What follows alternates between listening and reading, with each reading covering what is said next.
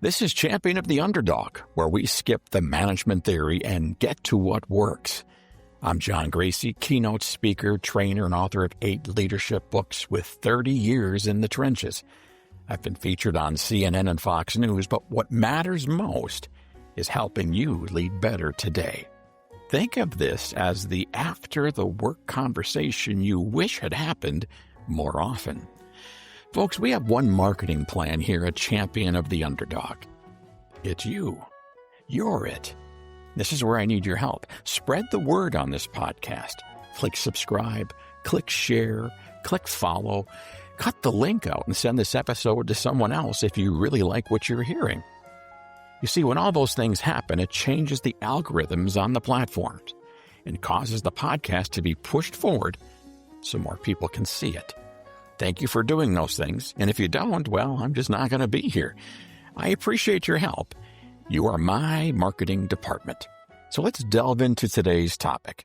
There's an old saying, what got you here won't get you there. What got you promoted into leadership is of little help when you're now being asked to get work and decisions done through people of all generations. When you step into a leadership role, expectations from your team and expectations from senior management may often clash, and how you deal with this friction will go a long way in determining your success as a leader. Now, let me list all the expectations your team has of you. Your team expects you to listen actively and not just hear them, but follow up on their ideas and suggestions. They want you to be good at conflict resolution.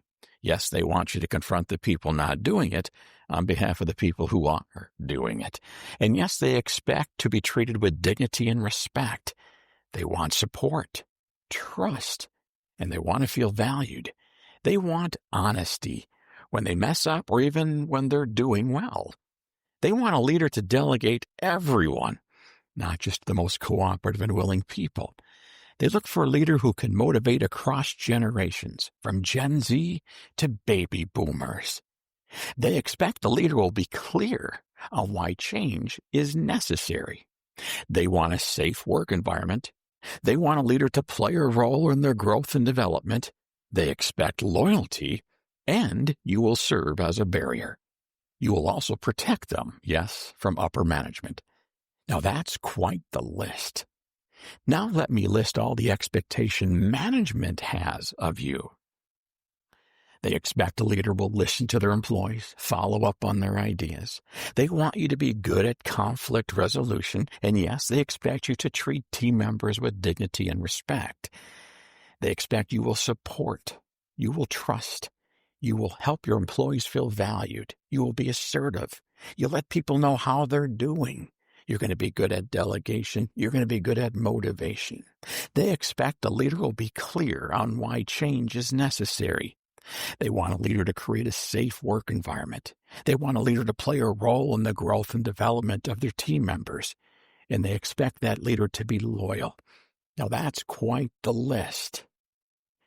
And I suspect right now you're thinking these lists are the same. The expectations of team members are the same as those of upper management. Now here's the catch. The same expectations, perhaps on paper, they may seem similar, but their meaning can be entirely different depending upon where they come from. The same expectation can be 180 degrees difference in meaning based on the perspective. Example, safety. That was on both lists. Why can management be so concerned about safety?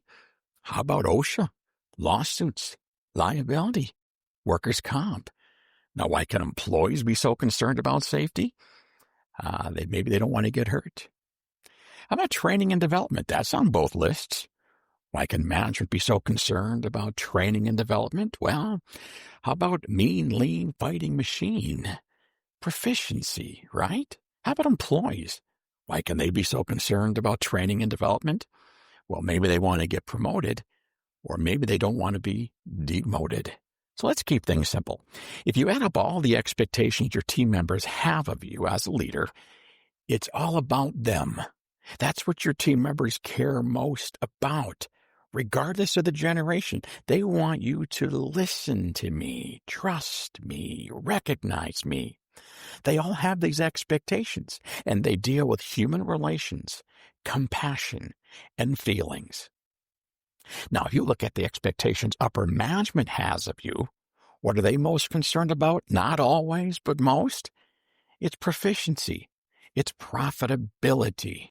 You see, you open your doors to solve a problem, to provide a product or service that meets a demand at a profit. So the moment you come to work each day, you're balancing human relations with compassion, with proficiency, and profitability. I believe we've all worked with a leader at one time or another who had a bias toward compassion and feelings. Now, there are nicknames that upper management might have for leaders who lean toward the team member's point of view. What are some of these nicknames? How about softy, spineless, still one of the gang, haven't quite made that transition yet? Human Resources even has a term, lack of management identification, failure to see the workplace through upper management's eyes. Now, for those of you who are parents, do you give your kids their way every day? Think about that. A teenager, 14 years old, wants to stay out late. Do you look at them and say, "You want to stay out late? Then stop by that drug dealer's home on your way back." See, you wouldn't do that. You'd bring in what's called tough love. Now, does that sound familiar? Does that sound like proficiency and profitability? You don't give your kids their way every day, do you? But they're sure going to try to push the envelope. Now, what are some of the expressions team members love to use on leaders who have a bias toward the almighty dollar? Now, think about that for a couple moments. PG-13, I know what some of you are thinking, so allow me to throw a few of them out. Company man, company woman, suit, skirt, hatchet man, hatchet lady, all words and expressions to describe why are you so consumed by the almighty dollar. Now, what does this mean for you? It means balancing human relations with performance, and that is the leadership conundrum. We're all one donut away from being entirely happy. Those of you who are parents, your kids are one day away from being entirely happy with you. Leaders, your team members are one day away from being entirely happy with you.